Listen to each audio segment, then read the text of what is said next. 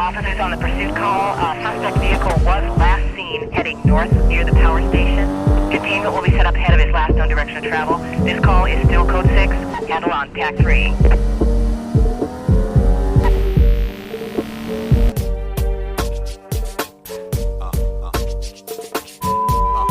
When you look at this picture, there's something missing, and that is right here. I'm missing a radio. That's what this video is going to be about, guys. So I've already ordered the radio bezel that fits here, not the factory one from Nissan, but a different custom one that allows you to put in a single DIN, because the factory unit for this dashboard is not going to work with my car. It's made for like a 2021. But the bezel that I just ordered allows me to use any single DIN radio and mount it here, and it still retains the OEM look. So that's on the way. What I want to do is I'm going to take a trip and get a head unit, single DIN head unit, that I'm going to try to wire up and see if the speakers that came with my S14 are in decent condition. My requirements for the head unit that I'm about to get, because I'm going to Walmart for it, is it has to be a single DIN, otherwise it's not going to fit the head unit or the bezel. So it has to be a single DIN. I want it to flip out. I want the screen to flip out, kind of old school style. So that's 2. I don't want it to be too cheap, so like somewhat decent quality but not top quality. I just really want it to work. It has to be something I can wire in myself, not like a built harness or plug and play type of thing, something where I could like power ground, blah, blah, blah. And I wanted to have Android Auto so that I can put GPS, connect my phone, Bluetooth, all that stuff. If it has all of those, probably gonna get it for however much that is. So first stop is Walmart. If Walmart doesn't have what I'm looking for, then I'll shop around, maybe order something online, and then we'll cut back to this, or to when I have it. I just went to Walmart and grabbed a radio, but this one came with some extra features. So if you want to know the type, it's that. I'll also include it in the title. This is the model. Wait, no. Actually, it's something different. I'll put it in the title. And when I was looking at the wiring, it also has an input for a backup camera as well that I will be using. Another thing is I took the speakers that came in these door cards out. These are actually Alpine. Yep, it's upside down. But yeah, these are Alpine in that model. I do not know if these work or not. I have no idea if they work or not. But I'm going to try them to see if they do. This is the previous owner's wiring. This does not go into the actual harness, because when I did all my wiring and stuff, I cut it and just let this stay here in case I did decide to use it later on. But looking at the condition of this, most likely not. Most likely going to make my own, and that goes for both of them. But there's that. So remember when I said I'm not an audio person? I bought speaker wire, and I didn't realize that this is supposed to be for an amplifier, which I do not have. As of right now, I don't know if I plan on installing one. I'm going to see if these work. The second step would be replacing these if they don't work, and then seeing how that is, and if it needs to be louder, then I might add an amplifier after that and call it a day. But as of right now, I don't have any intention of putting in an amp, so I'm going to put that on the back burner. What else? This is the pigtail for the power harness. It has a remote, mounting screws. It has a microphone for calling. I don't know how good it is. And then this is your inputs. So this one has the power and ground for the reverse camera, but it also has all the plugs for this cable, as if I was running an amplifier. So more than likely, the only things I'll use for this would be power and ground for the camera, and the camera's input, which will be one of these, but I am not going to connect because I don't have the camera right now. Good. For the reverse signal, this is ignition on, purple is reverse. For the reverse signal, since I don't have any electronics in that transmission, the CD09, that indicate reverse, there's 2 ways you could do it. the easy way or the hard way, in my opinion. Hard way is to somehow get like a button or something like that, a switch that activates when you put the transmission in reverse. But that's the hard way. The easy way for me is to just tap the wire that gives power to the reverse lights into this, because I'm only going to turn the reverse lights on if I'm reversing. So by hitting the button to back up and turn the reverse lights on, it's also going to send signal that I'm in reverse to the radio and then activate the backup camera. So I'll be doing that as well, or wiring that in. But it looks like it's somewhat straightforward wiring wise. We have ignition on in the red. We have illumination. This is supposed to go to headlights so that it dims whenever you turn your headlights on or something like that. So there's that. SWCN, I'm not entirely sure what that is. I'm gonna have to look that one up. Reverse, I just talked about. Ground is self-explanatory, and then power. So I'm gonna go ahead and do all that, and then I need to figure out of these which ones go to which speakers. So let's do that. So my first step towards this process is, where do I get power? What I've been meaning to do, and part of the reason why my car is wired up this way, is to allow for opportunity in the future. So everything is wired up for the car to run and drive. If you want to know how to do that for the S14, go watch that video. I do an in-depth analysis on how I set this wiring situation up. But I intentionally left 2 relayed circuits completely open so that if I wanted to add anything in the future, I could do that. The most common one that I would add to one of these relayed circuits is going to be a small power distribution block. Main intention for this is more so like things that don't require a lot of current, lights mainly. That's pretty much all that I'm thinking about with this one. And that's where this will come in, because as far as power goes, I can give the 12 volts to the radio from here.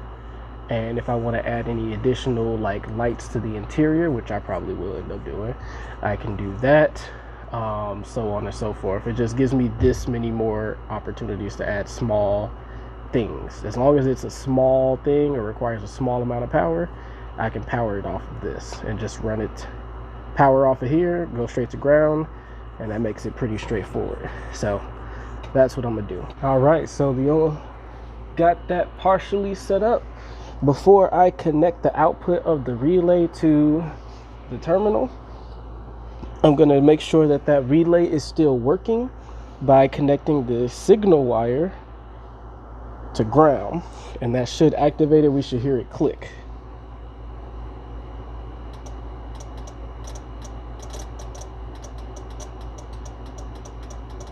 All right. So that means that the relay is clicking. This is going to be my stopping point for today, and then I'll pick up on it tomorrow or so. But I got everything buttoned up with the power distribution, the block over there for my accessory things and stuff like that, mostly lights if I decide to add anything like that. That is good to go. I went ahead and labeled the relay accessory B+ to the block, and I still have 1 free relay to go if anything else needs a relay circuit. So I've done some temporary wiring just to see if the unit works, and in doing so I have capped off all the inputs that I don't believe I'm going to be using. So that would be this section just to run through. That is both blue wires, which is the blue and white one is remote turn on for battery power, and then the solid blue is power to the antenna, which I don't have an antenna yet. So, and I don't think I'll use it just because I don't really listen to the radio ever. I just Bluetooth or use my phone. So neither of the blue ones. The green ones and the, I think pink, no, the green and the purple. So the green is left rear, violet is right rear. Both rear speakers I do not have, and I don't think I'm going to need. So I capped those off just because they're not going to be wired to anything. And then lastly is pink. Pink is the parking brake ground. I don't think I'm going to need that at all. So I capped that one off. Now the white and the gray, these are for left and right front, positive and negative, and then the other ones have labels. Now I've connected battery plus and ignition together, and I've connected that to the 12-volt block that's going to get power when the ignition is on, and then I've connected the ground to a ground. That is the temporary wiring because that should power on the device when I switch the ignition on. So let's see if it works. Could go good, could go wrong.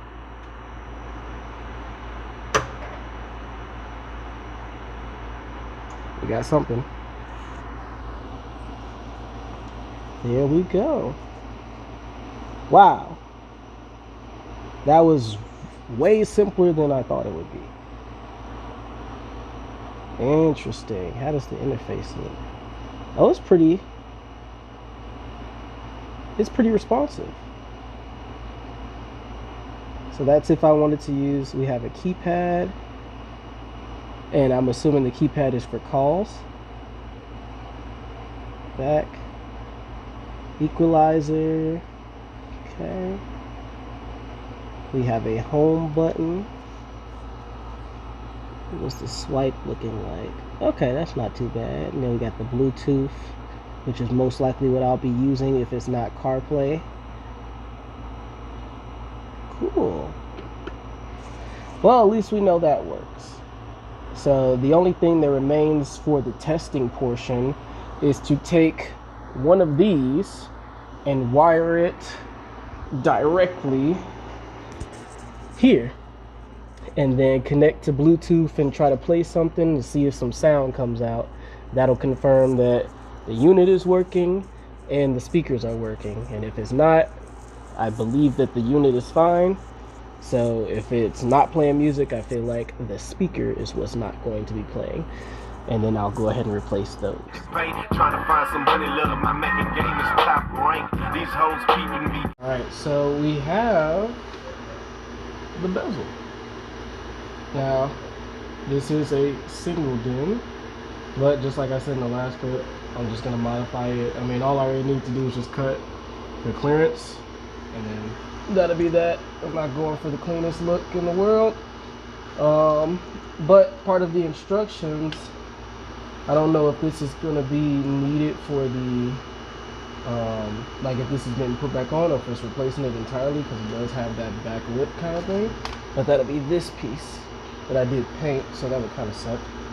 But yeah, just putting this together, and you can kind of see how it's going to look when it's all there, which completely gives it that OEM style. So that's what I'm mostly excited for. And then after I get the bezel and the mounting situation figured out, then it'll just be a matter of extending wires. So let's knock this out. Thanks to my Dremel and some semi-careful cutting, the bezel now fits the radio. I don't know if this is supposed to be flush. I don't think it's supposed to be flush, due to the fact that the mounting points are basically lining up. So I think that's as good as it gets. But if I wanted to make it flush, I could just cut a little bit more so I could push it in more. However, it had like a little lip on this interior edge. I cut that lip off, and that's what allowed it to fit here. And then of course I cut the back piece off so that the full DIN can come back there. But I don't want to get into the finish of the shiny, you know, non-lipped area, and I'm cool with this, honestly speaking. So we got this to fit. Now we just need to make it fit in there. Now what I have noticed is that there is a area where this is supposed to bolt in, which is this hole, but on both sides this is supposed to bolt in.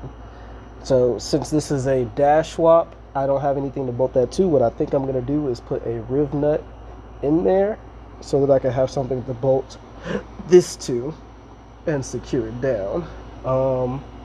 And then for this piece, I'm not sure if I'll be able to run this anymore. We'll see. But yeah, I'm gonna keep on working on this fitment to getting that in there, see if I can run that piece, and then if I got everything good, it'll be time to start extending wires. This is about the best that I can get it for the time being.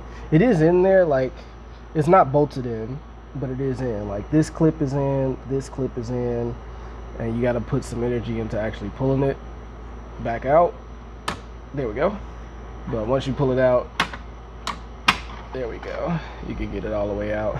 Now I am still able to use this, but I did have to cut the lip that comes up, so it is what it is. There's going to be a little bit of this poking out, but obviously I'm not worried about that too much.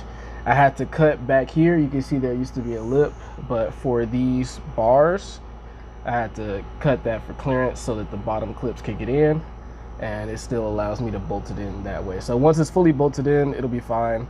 I'll repaint this because I did nick it a couple times when I was trimming it, and then of course this area too. I was just gonna repaint all this gloss black, but yeah, that pretty much sums up the mounting portion. So now that we have mounting confirmed, it's just extending wires. Now for the speaker wires, the hardest part is going to be getting it through that little grommet to get to the door, but I'm thinking pretty straightforward. Just come through the grommet in the dash, over the console, over the cluster to here, and then come back out and tie into the radio. Same thing for the other one, up through the door, through the grommet, over the dash, and to the console, or to the thing. What else? Power, I'm gonna extend all the way back to where it came from. So I'm gonna just take a wire, put it through, make it run across down there, come up, go back through the dash, and that'll be that. Or I could just make it come down, come out here, go through this console, come through there, and then come up. So I can kind of play with that. Ground is going to be ground. I mean, technically I could ground it to the dashboard bar if I wanted to, right there for ease. I'll see what I want to do with that, and that'll be the basic functionality of it.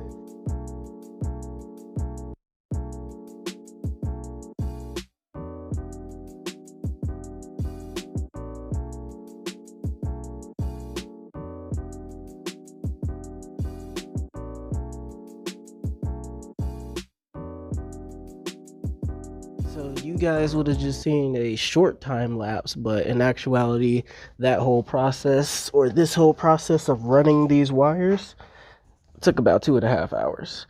And the easy part was getting power and ground. The hard part was getting the wire to go from here to here.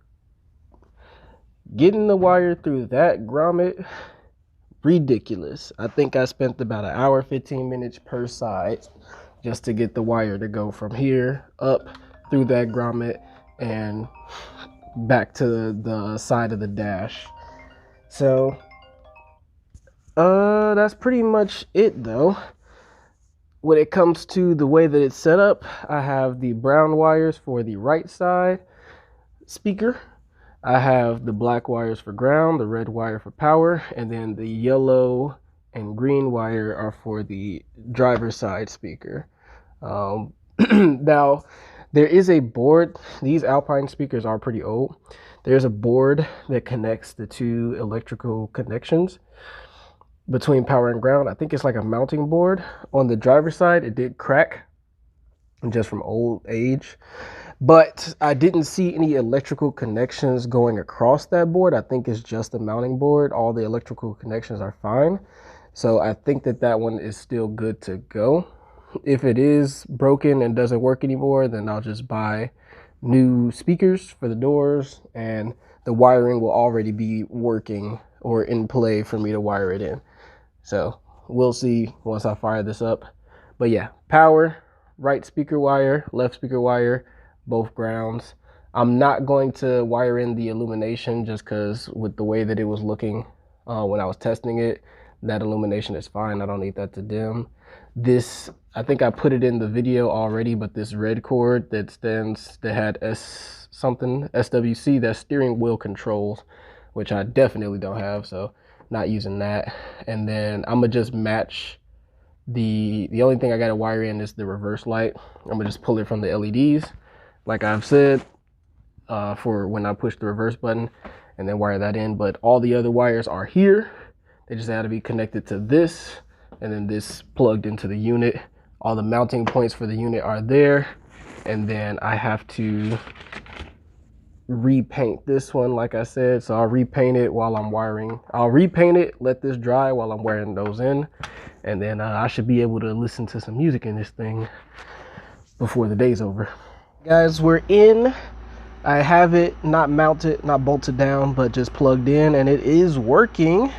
I don't have the music playing, obviously, for copyright and stuff like that. I don't even know why I care. I don't get paid, but hey, just for future reference, you know, that type of stuff. But yeah, it is working. Both speakers work. This speaker works with the issue I was just talking about, and all of that. And on top of that, I went ahead and plugged in the wire for reverse. So if I hit the button to go to reverse, it'll switch to the camera. But right now I don't have the camera connected, so there's nothing to switch it to. But at least I know that that is working, and it comes right back. We are good to go. I can button all this up, hard mount everything, and call it a day until I get the camera. The camera pretty much will be power and ground. Now, I don't know if this is connecting to the camera or if this is connecting to the car, but power and ground for the camera. I'll figure that out when I get it. And then the camera feed, 3 wires connected to the back of this, and it's already wired in to detect when you know, when I'm going in reverse at the push of a button. So remarkably, this was easier than I thought it would be. I used to be intimidated on radio installs because I would see these big harnesses and that big harness, and then the head unit and subwoofers and amps, and I just didn't know. So it just seemed like a lot, and I kind of didn't really want to mess with it. So I was gonna be comfortable with just having the car without a radio, but it proved easier than I expected. Now, not a lot of people make videos on how to actually hardwire these radio units in. A lot of videos that I saw were just people like, yeah, this is, you know, these go to, what is it? A lot of people, they'll post a video installing these, and they'll just say, oh yeah, match the connector wires to the wires on your car, and then they'll do that and that'll be it. But no, I wanted to make one where it's actually hardwired in. I showed you this one goes to ground, this one goes to power, this one goes to ignition on, this is for this, that type of thing. So I wanted to put one of those out there, not necessarily specifically for 240s. I mean, in this situation, if you're doing anything like race car wiring, but you still want a radio or still want something to play music, that's exactly what I did with mine. You can do it with yours now. But if you are in a different platform, a different chassis, the way that I wired this up could be done in any car, because it's not specific to the chassis harness that comes in the car. It's hardwiring it for your application specifically to get it to work without it being connected to like a already existing harness. So there's that. I'm gonna button this up, record the last clip, and I'm gonna enjoy sitting here with some music.